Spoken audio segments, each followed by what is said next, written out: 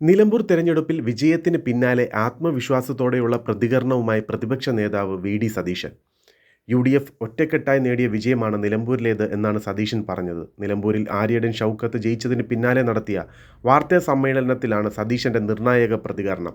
അടുത്ത നിയമസഭാ തെരഞ്ഞെടുപ്പിൽ 100 സീറ്റുകൾ നേടി യു.ഡി.എഫ് തിരിച്ചുവരുമെന്നും അദ്ദേഹം വ്യക്തമാക്കി. കേരളത്തിലെ ജനങ്ങൾക്ക് സർക്കാരിനോട് വെറുപ്പാണ്. ആര്യടൻ ഷൗക്കത്തിൻ്റെ മികച്ച വിജയം ടീം യു.ഡി.എഫിൻ്റെ ഒറ്റക്കെട്ടായുള്ള പ്രവർത്തന ഫലമാണ്.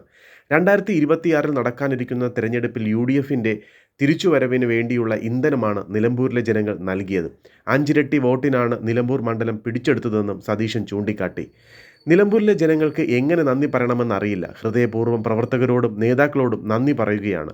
എല്ലാ നേതാക്കളും ഒറ്റക്കെട്ടായി ഒരേ മനസ്സോടെയാണ് നിലമ്പൂരിൽ പ്രവർത്തിച്ചിരിക്കുന്നത്.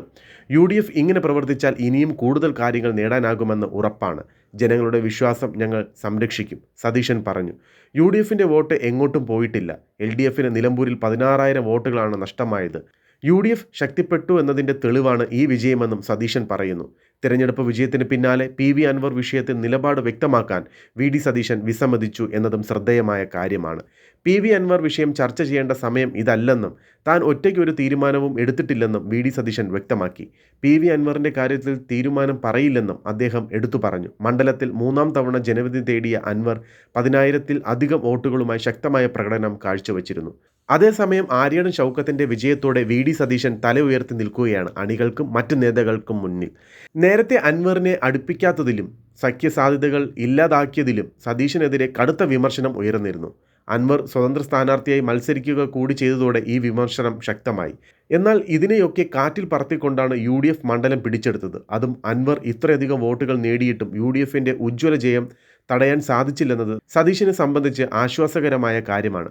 മറിച്ചാണ് സംഭവിച്ചിരുന്നുവെങ്കിൽ തോൽവിയുടെ ഭാരം മുഴുവൻ വി.ഡി. സതീശൻ ചുമക്കേണ്ടി വന്നേനെ. എന്നാൽ ജയത്തോടെ അദ്ദേഹത്തിൻ്റെ ശരീരഭാഷയിൽ തന്നെ ആത്മവിശ്വാസം പ്രകടമാണ്. അതിനിടെ തിരഞ്ഞെടുപ്പ് വിജയത്തിന് പിന്നാലെ ഫേസ്ബുക്ക് പോസ്റ്റിലൂടെ വി.ഡി. സതീശൻ നേരത്തെ ആദ്യ പ്രതികരണം അറിയിച്ചിരുന്നു. ചങ്ക് കൊടുത്തും മുന്നണി സ്നേഹിക്കുന്ന പ്രവർത്തകരും നേതാക്കളും ഉള്ളപ്പോൾ യു.ഡി.എഫ് ജനഹൃദയം കവരും.